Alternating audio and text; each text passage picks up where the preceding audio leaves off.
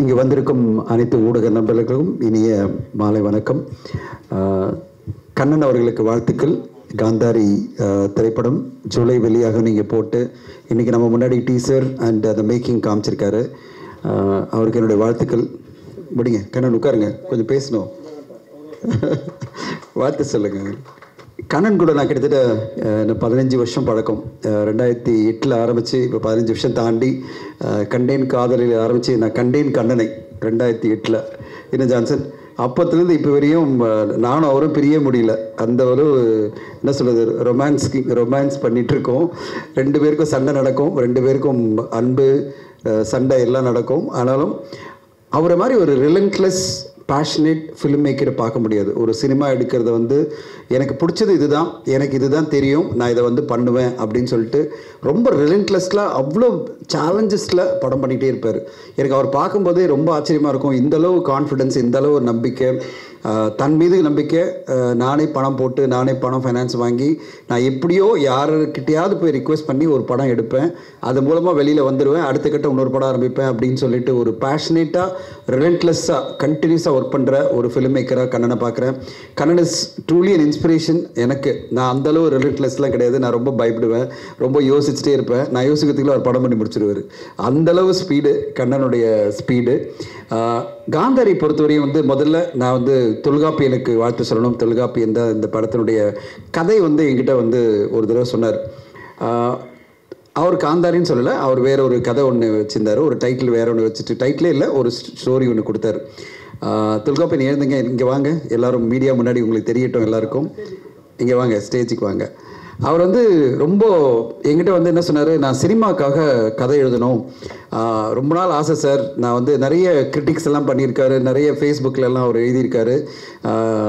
இந்த நேரத்தில் ஜெகன் சாருக்கு நான் ஒன்று சொல்லினோம், நான் கிரிட்டிக்கெல்லாம் பண்ணுறது இல்லைங்க. நான் எங்கேயுமே கிரிட்டிக் பண்ணதே இல்லை. என்னோடய ட்வீட்டில் கூட நான் கிரிட்டிக் பண்ண மாட்டேன். ஒரு வார்த்தை கூட, ஒரு படத்தை கூட நான் கிரிட்டிசைஸ் பண்ண மாட்டேன். படம் பார்த்து நல்லா இல்லைனாலும் நான் அப்படியே சைலண்ட்டாக அப்படியே எஸ்கேப் ஆகி போயிடுவேன். ஐயோ இந்த வம்பு வேண்டாம், நம்ம ஏதாவது சொல்லி அப்புறம் நாளைக்கு நம்மளை போட்டுருவாங்க, தனஞ்சயன் தான் சொன்னார் சொல்லிடுவாங்கன்னு சொல்லிட்டு நான் ரொம்ப கேர்ஃபுல்லாக பேசுவேன்.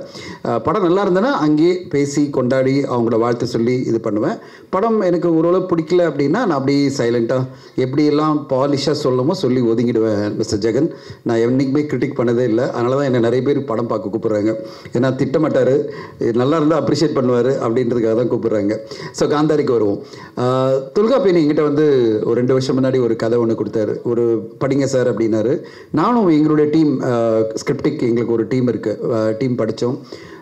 படிக்கும்போது எங்களுக்கு ஒரு மாதிரி இது ஒன்றும் செட் ஆகாது, சினிமாக்கான கதை இல்லை, இது எப்படி நம்ம பண்ண முடியும் அப்படின்னு நான் யோசிச்சிட்டே இருந்தேன். என் கூட வந்து சீனி செல்வராஜ் டைலாக் ரைட்டர், அவரும் நானும் 3 கதைகள் எழுதியிருக்கோம், 3 திரைக்கதை வசனம் எழுதியிருக்கோம். ஸோ அதில் ஒரு கதை தான் இது. என்னாச்சுன்னா நான் வந்து ஒரு 3 மாதம் என்கிட்ட இருந்தது அவனுடைய ஒரு ரைட்டப்.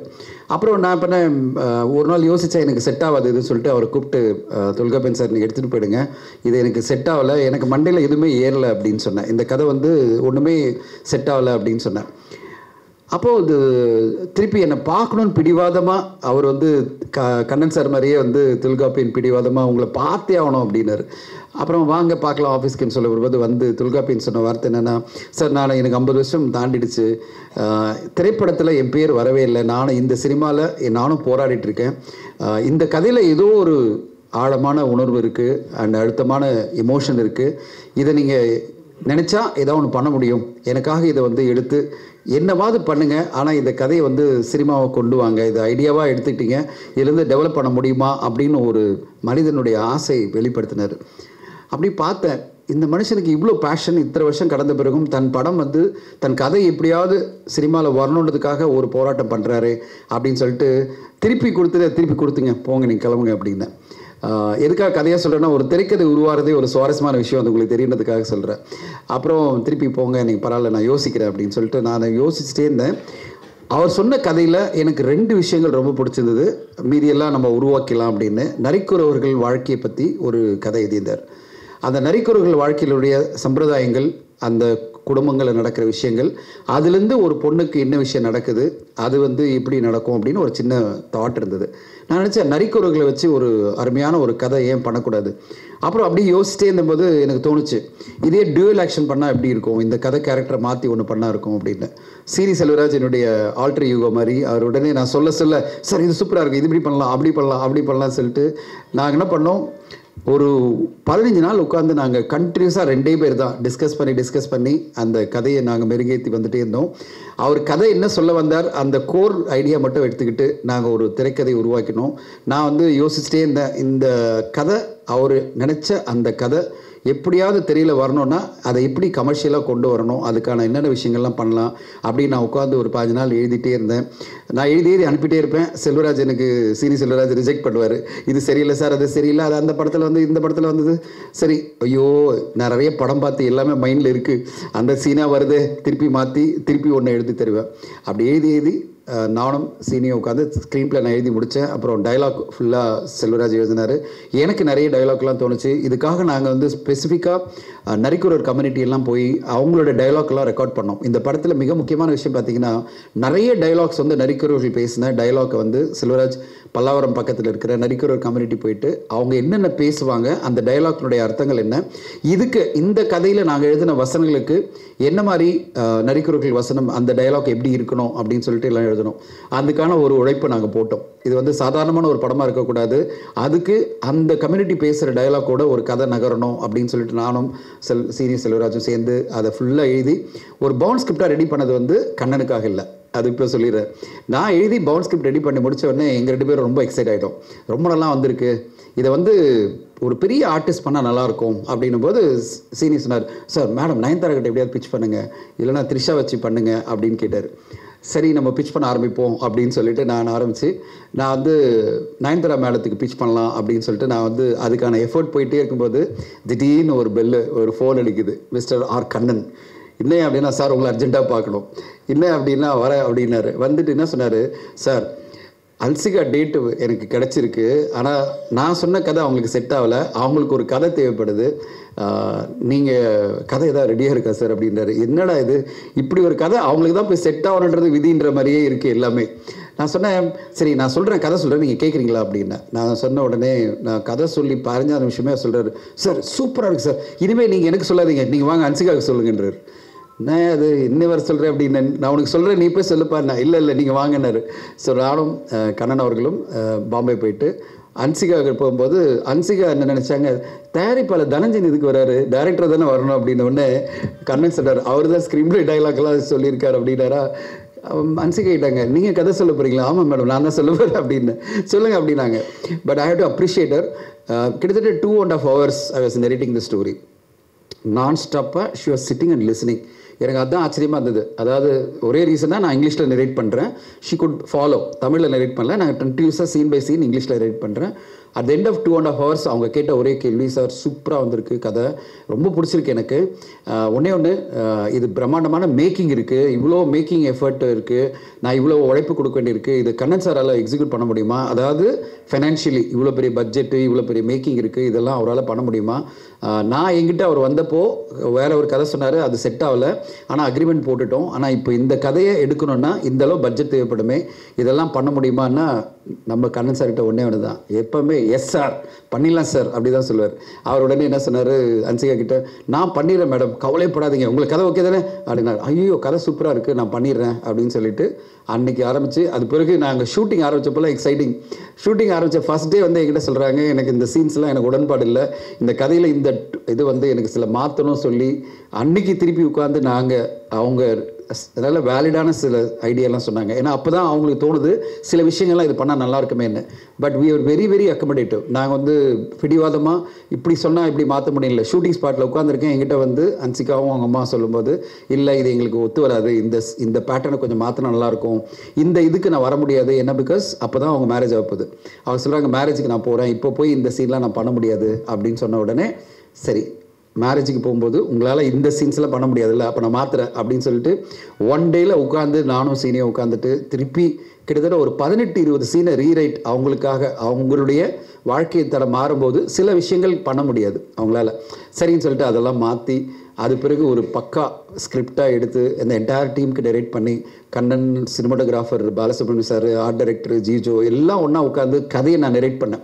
ஒரு ப்ரொஃபஷனலாக எப்படி பண்ணணும்னு நினச்சோன்னா என்டையர் டீம் உட்கார வச்சு சீன் பை சீன் நான் படிச்சுட்டு வந்தேன். இதுதான் சீனு, இதுதான் கதை, ஒரு சீனில் என்னென்ன டயலாக் இருக்கும் அப்படின்னு சொல்லிட்டு ஒரு ப்ரொஃபஷனலாக ஒரு டீமாக ஒரு ஸ்க்ரீன் பிளே ரைட்டர் என்ன பண்ணணுமோ அந்த வேலையை நான் என்னுடைய தரப்புலேருந்து ரொம்ப தெளிவாக டிட்டர்மைண்டாக நான் எல்லாம் பண்ணி அது பிறகு அவங்கள விட்டுட்டேன். அது பிறகு படமாக எப்படி வந்திருக்கு, இந்த ஸ்க்ரீன் பிளே டு ஒரு படம் அப்படின்றது வேறு, அது ஒரு கலை.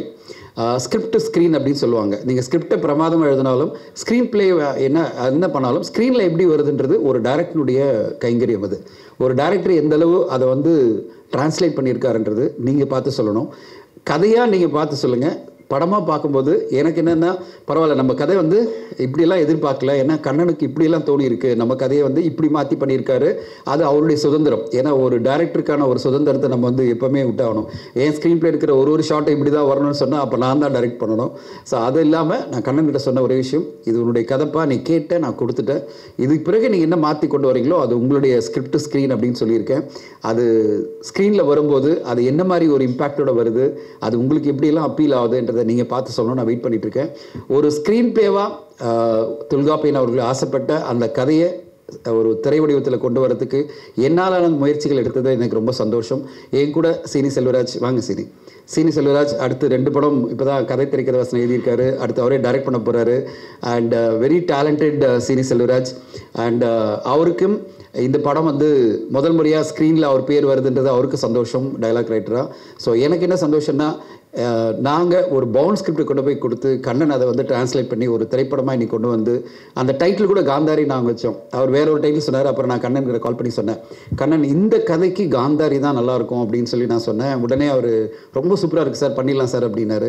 ஸோ அந்தளவு அக்கமடேட்டிவாக நாங்கள் எங்கள் சஜஷன்லாம் எடுத்துக்கிட்டு கண்ணனை இப்போ வந்து ஒரு நல்ல என்ன சொல்கிறது கமர்ஷியலாக பார்த்து கண்டிப்பாக என்டர்டெயின் பண்ணுற ஒரு நல்ல படைப்பாக கண்ணன் கொடுத்துருக்காரு நான் எதிர்பார்க்குறேன். அண்ட் இந்த படத்துக்கு இவ்வளோ குவாலிட்டியாக ஒரு மியூசிக் வந்தது வந்து முத்து கணேஷ், அவங்கள ரொம்ப பாராட்டணும். எனக்கு ரொம்ப படம் பார்த்து முடிக்கும்போது எனக்கு என்ன தோணுச்சுன்னா, இந்த மியூசிக் மூலமாக ஒரு கதையை இவ்வளோ எலிவேட் பண்ண முடியுமா, எலிவேட் பண்ணி சூப்பராக ஒரு மியூசிக்காக ஒவ்வொரு சீன்லையுமே எலிவேட் பண்ணி முத்து கணேஷ் பிரமாதப்படுத்தியிருக்காங்க. இந்த படம் அவங்களுக்கு வந்து கண்டிப்பாக ஒரு பேர் வாங்கி கொடுக்குற ஒரு படமாக இருக்கும். பாலசுப்ரமணியம் சாருடைய கேமரா பற்றி சொல்ல வேணாம், ஜிஜோ எடிட்டிங் ரொம்ப ஷார்ப்பாக 2 ஹவர்ஸில் ஒரு படத்தை முடிச்சிருக்காரு. ஒரு ஹாரர் த்ரில்லர், ஒரு ஹாரர், நான் இதை விட என்ன சொல்லலாம், ஒரு எமோஷ்னல் ஹாரர் த்ரில்லர் படத்தை நீங்கள் பார்க்க போகிறீங்க. உங்களுக்கெல்லாம் இந்த கதை, திரைக்கதை, வசனம், மேக்கிங் எல்லாம் பிடிச்சதுன்னா நாங்கள் சந்தோஷப்படுவோம். எங்களுடைய முயற்சிக்கு நீங்கள் கொடுக்குற ஆதரவாக இருக்கும். வெயிட் பண்ணுறோம். உங்களுக்கு படம் பார்த்த பிறகு நீங்கள் என்ன சொல்ல போகிறீங்க. நான் வந்து சீனிக்கிட்ட சொல்லிகிட்டே இருக்கேன், பயமாக இருக்குப்பா, நம்ம பேரோட வருது, என்ன மாதிரி உதவாங்க போகிறோமா இல்லை அப்ரிஷியேட் பண்ண போகிறாங்களா, வெயிட் பண்ணி பார்ப்போன்னு வெயிட் பண்ணிகிட்ருக்கேன். உங்களுடைய எல்லாருடைய கருத்துக்காகவும் அவளோட காத்திருக்கிறேன். கண்ணனுக்கு வாழ்த்துக்கள். கண்ணனுக்கு சப்போர்ட் பண்ணுற ஃபைனான்சியர்ஸ் எல்லாருக்கும் என்னுடைய நன்றி. கண்ணனுடைய இந்த திரைப்படம் மிகப்பெரிய வெற்றி அடைஞ்சு அவருக்கு அடுத்த கட்டம் கரியரில் போகிறதுக்கு எல்லாமே நல்லா நடந்துக்கணும். இந்த கதையினுடைய எக்ஸ்டென்ஷனும் இருக்குது, காந்தாரி 2ன்னு நாங்கள் ரெடி பண்ணியிருக்கோம். இந்த படத்துக்கு கிடைக்கிற வரவேற்பை பொறுத்து கண்ணன்கிட்ட சொல்லியிருக்கேன், காந்தாரி 2 கதையை கொடுக்குறோன்னு சொல்லிட்டு. Kannan, all the best. இந்த படம் பெரிய வெற்றி அடைஞ்சதுன்னா காந்தாரி 2 லான்ச் பண்ணிடலாம்.